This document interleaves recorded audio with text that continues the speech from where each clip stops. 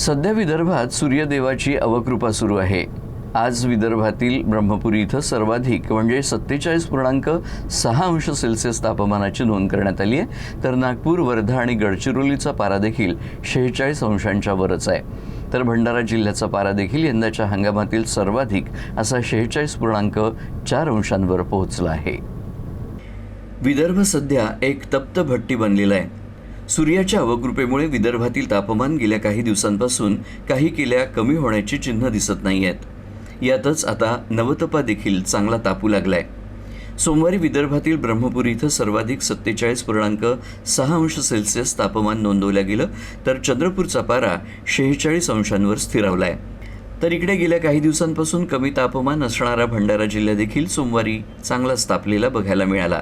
भंडारा जिल्ह्यात सोमवारी 46.4 अंश सेल्सिअस तापमान नोंदवलं गेलं।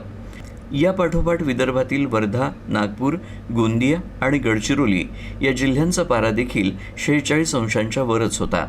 नागपुरात 46.5 अंश सेल्सिअस, वर्धा 46 अंश सेल्सिअस, गोंदिया 46.1 अंश सेल्सिअस आणि गडचिरोली इथं 46.4 अंश सेल्सिअस तापमान नोंदवलं गेलं।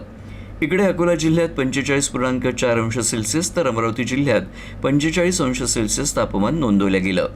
याशिवाय वाशिममध्ये 43.5 अंश सेल्सिअस आणि यवतमाळ इथं 44.4 अंश सेल्सिअस तापमान नोंदवलं गेलं। बुलढाणा जिल्ह्यात विदर्भातील सर्वात कमी तापमान म्हणजेच 41.7 अंश सेल्सिअस नोंदवलं गेलं।